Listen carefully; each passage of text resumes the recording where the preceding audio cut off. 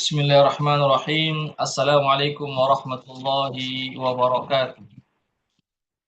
Alhamdulillahi wahdah. Wassalatu wassalamu ala man la nabiyya ba'dah. Wa ala alihi wa sahbihi wa man wala amma ba'd. Ikhwatal Islam rahimakumullah. Setelah kita memuji Allah subhanahu wa ta'ala dan bersyukur kepadanya, kita dan serta berselawat kepada Rasulullah sallallahu alaihi wasallam, kita melanjutkan kembali pembahasan dari kitab Mukhtasar Minhajul Qasidin terkait pembahasan tazkiyatun nufus atau penyucian jiwa. Kita sampai pada pembahasan tentang keutamaan akhlak yang baik dan celaan terhadap akhlak yang buruk. Ya, kita lanjutkan. Disebutkan dalam kitab ini, ya, semoga Allah Subhanahu wa taala memberikan rahmat dan ampunan kepada penulis buku ini, yaitu Al-Imam Ibnu Qudamah Al-Maqdisi rahimahullahu ta'ala. Beliau mengatakan, adapun ya sangkaan orang-orang yang meyakini bahwasanya akhlak, tabiat atau sifat itu tidak bisa berubah, artinya ada saja orang-orang yang meyakini atau menyangka bahwasanya akhlak itu, sifat itu, tabiat itu, karakter itu tidak bisa diubah, ya, atau sulit untuk diubah. Ada saja ya sebagian orang-orang atau sebagian manusia yang berkeyakinan demikian, atau sangkaan mereka akhlak itu, sifat itu, karakter itu, ya, tabiat itu susah untuk diubah atau tidak bisa diubah. Maka ketahuilah, kata penulis buku ini, bahwasanya yang dimaksud mengubah karakter, ya, mengubah sifat itu bukan berarti kita ingin menghilangkan sifat itu sama sekali. Ya, jadi sifat, anggaplah misalnya hawa nafsu. Hawa nafsu itu bukan berarti kita menghilangkan seluruh hawa nafsu.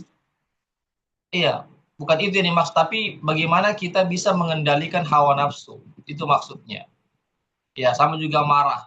Bukan berarti kita tidak harus menghilangkan sifat marah sama sekali. Ya, tetapi bagaimana kita bisa mengendalikan amarah. Itu yang dimaksud. Ya, jadi merubah perilaku, akhlak, sifat, karakter, tabiat bukan berarti kita ingin menghilangkan keseluruhannya. Ya, ingin menghapus seluruh sifat-sifat yang tanda kutip barangkali kurang bagus, ya, atau tidak bagus, bukan berarti kita menghilangkan semuanya. Karena sifat-sifat itu juga dibutuhkan. Yang dibutuhkan adalah bagaimana kita bisa memanagenya, bisa mengarahkan sifat-sifat tersebut, bisa menundukkan ya sifat-sifat tersebut agar sifat-sifat itu tidak liar, tidak menguasai kita, tidak menjerumuskan seseorang kepada perbuatan-perbuatan yang terlarang. Itu yang dimaksud. Ya, oleh karena itulah maka yang diinginkan dari mengolah jiwa kita, memperbaiki akhlak kita adalah bagaimana kita mengarahkan akhlak yang buruk itu atau syahwat hawa nafsu itu dia bisa stabil. Ya, dia bisa berada dalam posisi yang pertengahan. Tidak melampaui batas, itu kita punya syahwat atau hawa nafsu, dan juga sampai tidak ada sama sekali hawa nafsu itu. Jadi tengah-tengah. Ya, jadi perkara yang terbaik dalam agama, dalam perkara ibadah, agama itulah kata Nabi adalah pertengahan. Tidak ekstrim, tidak berlebih-lebihan, tidak gulu, dan juga tidak meremehkan atau meniadakan atau membuang sama sekali. Iya. Jadi adapun untuk menghilangkan hawa nafsu syahwat itu sama sekali dalam diri kita, maka itu tidaklah mungkin. Ya, tidaklah yang diinginkan menghilangkan semua syahwat, karena syahwat juga dibutuhkan oleh seseorang. Syahwat terhadap harta, keinginan kepada harta, keinginan kepada makan, keinginan untuk berketurunan dan seterusnya, itu semua dibutuhkan juga oleh seseorang. Karena kalau juga tidak ada syahwat juga, tidak ada keinginan kepada harta, ya orang akan bisa tidak ada semangatnya untuk mencari harta. Kalau tidak ada syahwatnya untuk makan, maka orang itu akan mati. Ya, karena makan, minum itu kan membutuhkan juga syahwat, itu keinginan untuk makan dan minum. Ya, jadi yang perlu kita olah, kita manage adalah bagaimana syahwat kita itu bisa stabil, bisa dia berada di ambang pertengahan, ya, tidak buas, ya, syahwatnya tidak buas, tidak apa ini membahayakan dan juga tidak hilang sama sekali. Ini ikhwatul Islam, a'azakumullah. Ya. Jadi syahwat itu disebutkan dalam atau hawa nafsu itu, ya, disebutkan dalam kitab ini adalah diciptakan karena ada, ya, faidah yang bersifat emergensi, ya, pada diri kita. Ya, jadi syahwat atau keinginan terhadap sesuatu dalam diri kita itu diciptakan karena bersifat darurat, artinya manusia itu butuh kepada syahwat itu. Ya, sebagai contoh misalnya, kalau seseorang itu tidak ada syahwat untuk makan, ya, anggaplah syahwatnya tidak ada atau dihilangkan syahwatnya untuk makan, apa yang terjadi? Maka manusia itu akan meninggal dunia, ya. Maka manusia itu akan meninggal dunia. Karena apa? Karena manusia butuh makan kan? Dan makan itu butuh syahwat juga, ya. Karena kalau ada orang yang tidak ada keinginan untuk makan, ya lama-lama dia akan mati. Berarti seseorang juga butuh syahwat terhadap makan dan minum misalnya. Ya, sama juga syahwat untuk berketurunan. Kalau tidak ada orang memiliki syahwat untuk berketurunan, maka tidak akan terjadi keturunan. Iya. Jadi yang terpenting bagaimana syahwat berketurunan ini bisa diarahkan, tidak sampai melakukan perbuatan-perbuatan yang terlarang. Iya, sama juga seandainya tidak ada sifat marah dalam diri seseorang, sama sekali kita tidak punya sifat marah, ya, atau hilang sifat marah dalam diri kita, apa yang terjadi?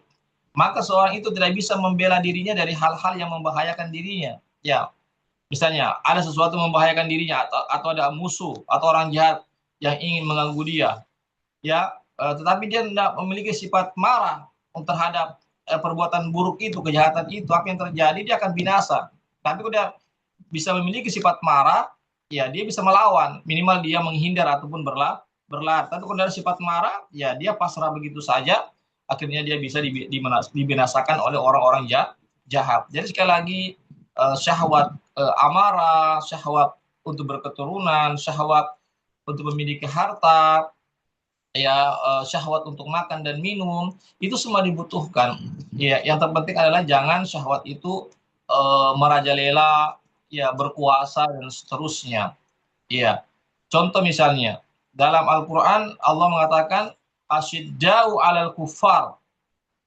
Ya, bahwasanya orang-orang mukmin itu, ya, memiliki sifat yang keras terhadap orang kafir dan memiliki sifat yang penyayang kepada orang-orang beriman.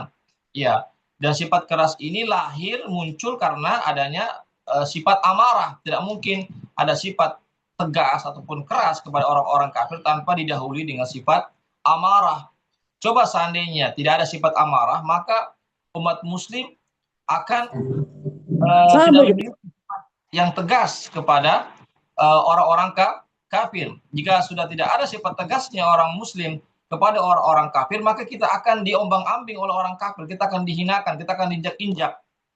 Ya, coba lihat kenapa kaum muslimin di zaman Nabi tidak, khususnya ketika Nabi berada di kota Madinah, ketika itu sudah ada kekuatan kaum muslimin pada saat itu, orang-orang muslim tidak bisa menginjak-injak mereka. Ya, tidak bisa menghinakan mereka karena ada perlawanan dari Nabi dan para sahabatnya.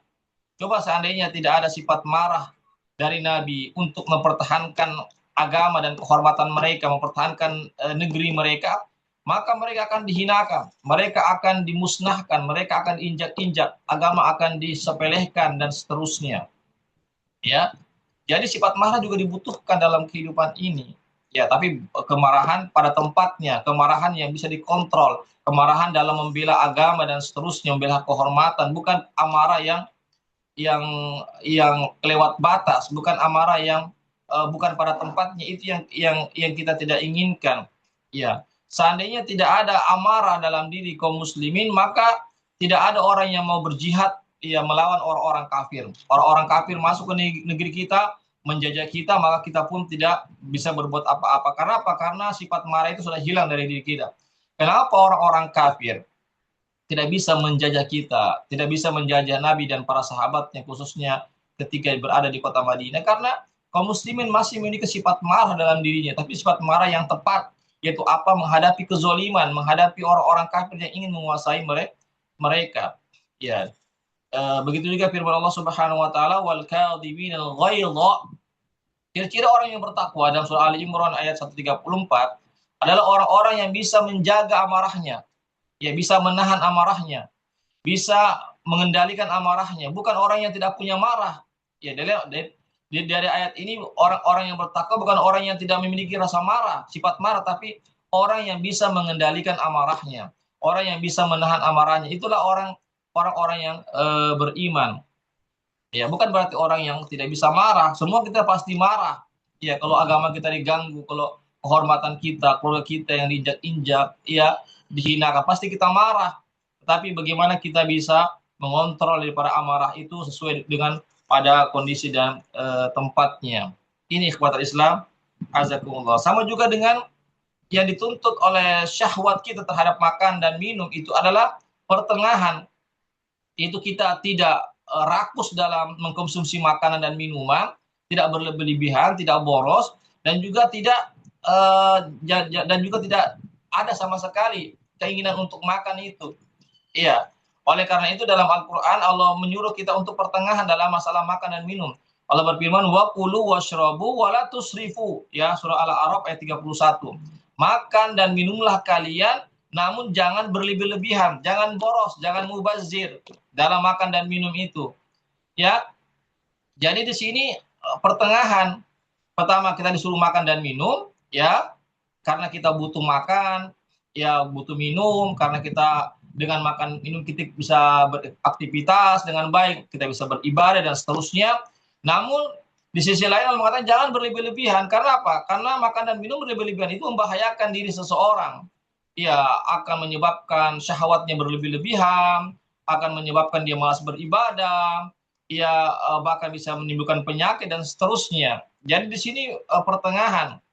Itu apa? Adanya syahwat untuk makan dan minum.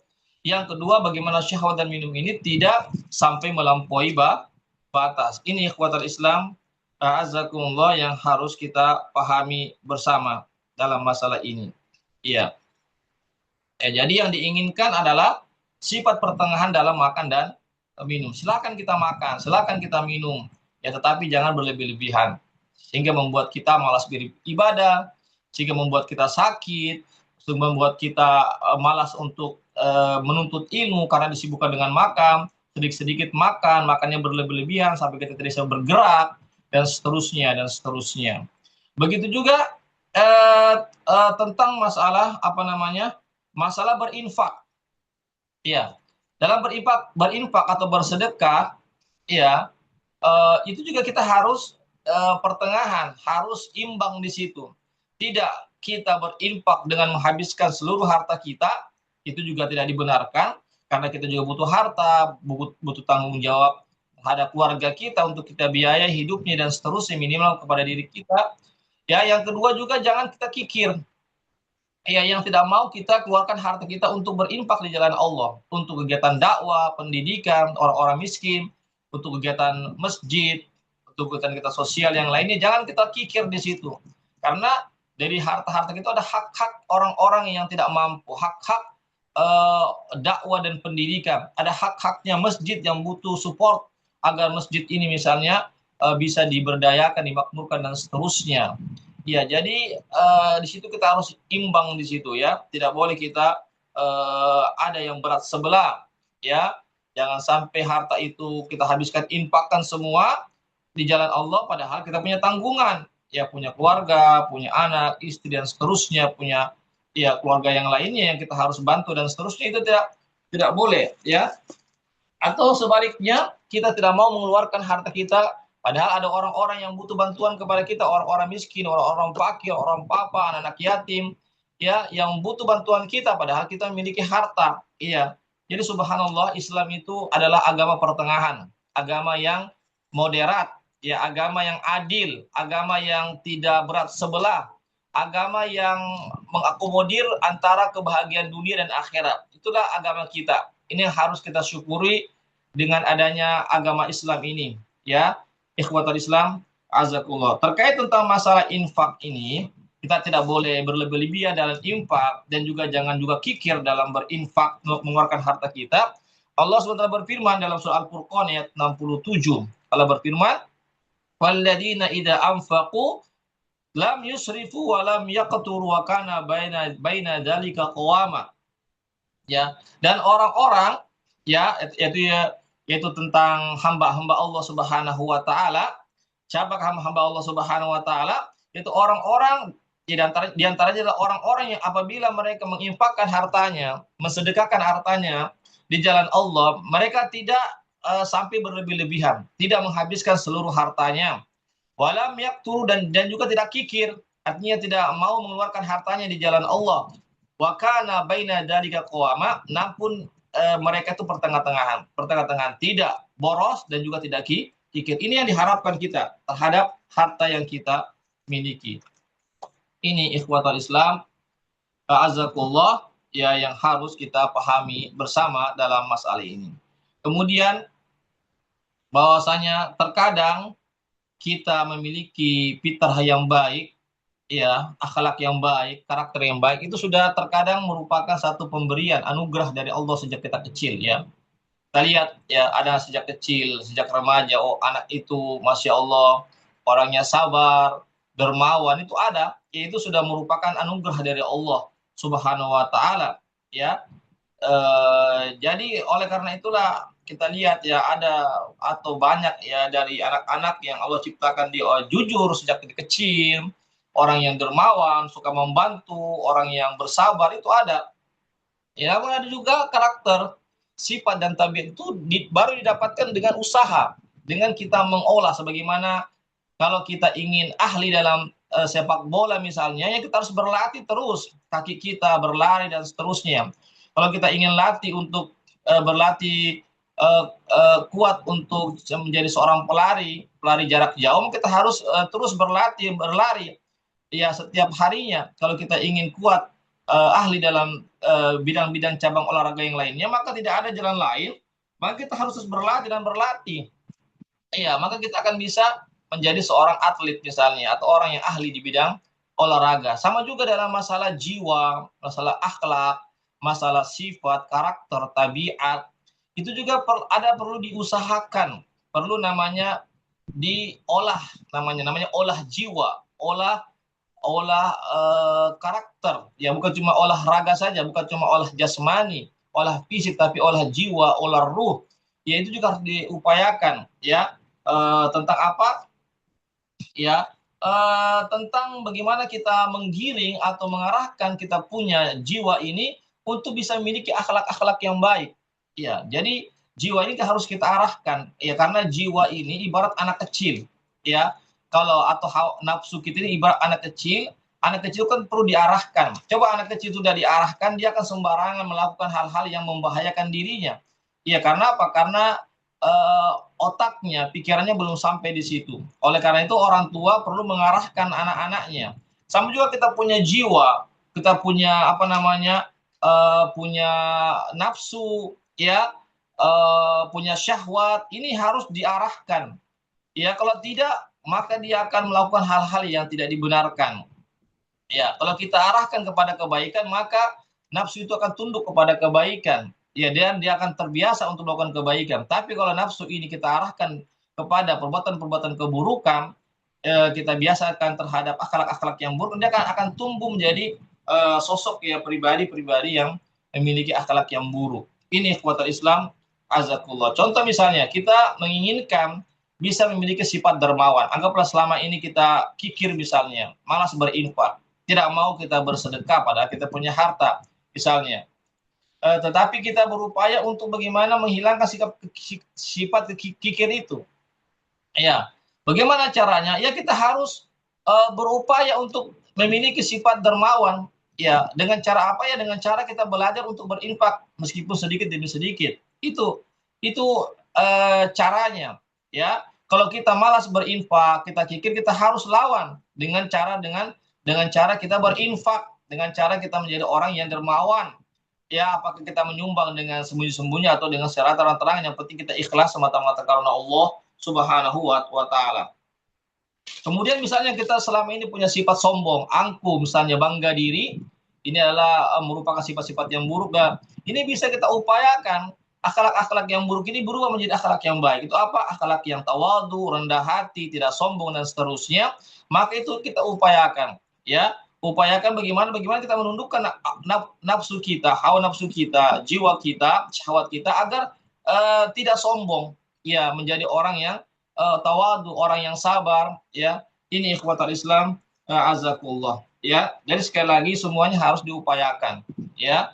Seandainya kita ada sejak kecil tidak punya akhlak-akhlak yang baik, jangan kita pernah berhenti menyerah untuk melakukan reformasi. Ya, sesungguhnya Allah Subhanahu wa taala tidak mengubah satu kaum, karakternya, keadaannya sampai kaum itu, bangsa itu, diri orang itu mau mengubah dirinya sendiri. Ya, sama juga karakter kita, ya, jiwa kita, ya. Kalau kita mau mengubahnya dari karakter-karakter yang buruk menjadi karakter yang baik, sifat yang, insya Allah Allah akan ubah diri kita itu. Ya, kita harus berbaik sangka kepada Allah Subhanahu wa taala. Ini sebagai contoh misalnya, kalau kita ingin menjadi seorang, ini analogi saja ya supaya kita bisa pahami bahwasanya akhlak itu bisa diubah. Sifat itu bisa diubah, yang penting kita ada kesungguhan dan tentu dengan izin Allah dan pertolongan dari Allah Subhanahu wa taala. Contoh misalnya kita ingin menjadi seorang ahli nulis, ya, seorang penulis, ya. Maka bagaimana caranya kita bisa menjadi seorang penulis, penulis buku misalnya atau penulis majalah dan seterusnya? Maka kita harus berlatih untuk menulis. Setiap hari kita menulis, ya, harus kita paksa diri kita untuk menulis. Insya Allah dengan step by step, setiap hari kita menulis 1 lembar, 2 lembar, maka insya Allah kita akan menjadi ahli penulis, ya, akan menjadi ahli tulis, ya, atau menjadi seorang penulis yang ahli. Karena apa? Karena kita sudah biasakan diri kita. Tetapi kalau kita ingin menjadi seorang penulis, namun kita tidak mau berupaya untuk menulis, biar 1 lembar per hari, setengah lembar per hari, tidak ada upaya, hanya sekedar keinginan saja, tapi tidak ada upaya untuk membongkar kebiasaan malas kita untuk menulis, maka sulit kita untuk menjadi seorang ahli tulis. Ya, ini sama juga kalau kita ingin menjadi seorang ahli fikih. Ya, ahli fikih ini maka dibutuhkan adalah selalu mengulang-ulang apa yang dia baca, apa yang dia pelajari, diulang-ulang dalil-dalilnya, hujah-hujahnya, permasalahan-permasalahan itu diulang-ulang terus. Ya, dengan diulang-ulang itu, diulang lagi apa yang sudah dipelajari, apa yang sudah disampaikan, maka dia akan menjadi seorang faqih, orang yang ahli di bidang fikih. Tetapi kalau dia tidak pernah mengulang-ulang fikih itu, permasalahannya, dalil-dalilnya, maka akan sangat sulit dia untuk menjadi ahli fikih. Ya, tapi sekali lagi tentu untuk mengubah karakter itu tidaklah mudah. Betul namanya perjuangan, betul namanya hari ke hari. Tidak semudah kita membalikkan kedua telapak tangan kita, tetapi membutuhkan proses, ya. Sebagaimana tadi, seseorang yang ingin ahli dalam sepak bola, dalam olahraga, tidak mungkin 1, 2 hari, 3 hari langsung ahli. Tapi berbulan-bulan misalnya, membutuhkan waktu berminggu-minggu, ya, baru dia bisa mengubah daripada keadaannya yang dulu yang tidak apa-apa sehingga menjadi sesuatu yang bernilai. Ya, ini ikhwatal Islam. Yang terpenting adalah keistiqomahan dalam mengubah. Ya, tidak pernah menyerah, tidak pernah kita mengeluh.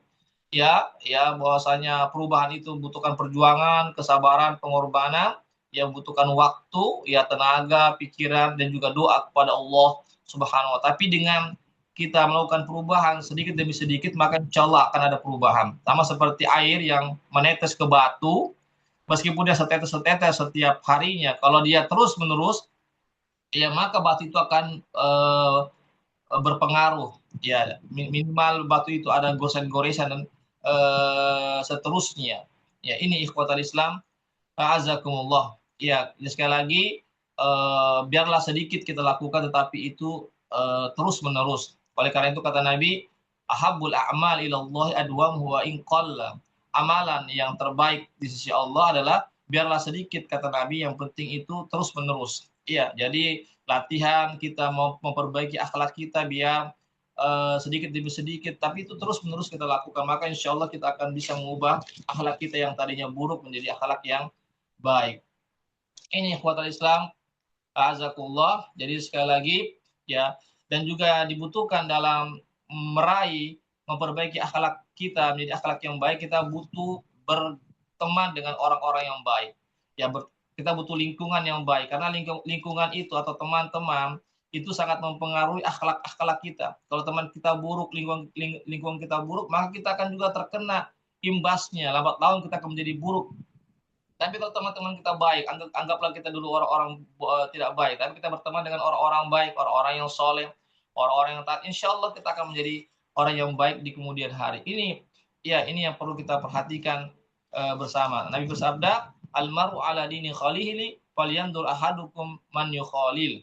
Ya, seseorang itu tergantung daripada agama temannya, akhlak temannya, tabiat temannya, karakter temannya, sifat temannya.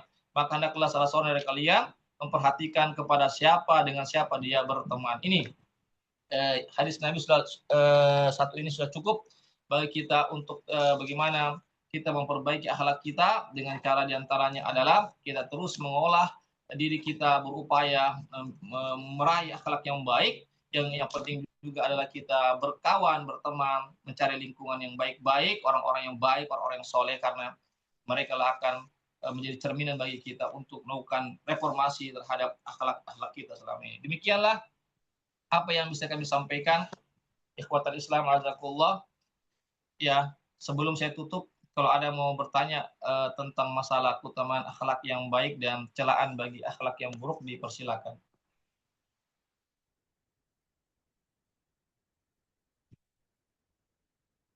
Ya, baik, kalau tidak ada pertanyaan, mudah-mudahan bisa dipahami semua. Mudah-mudahan kita semua, termasuk hamba-hamba Allah, yang senantiasa terus memperbaiki akhlak kita, berupaya untuk meraih akhlak yang baik, meninggalkan akhlak-akhlak yang buruk.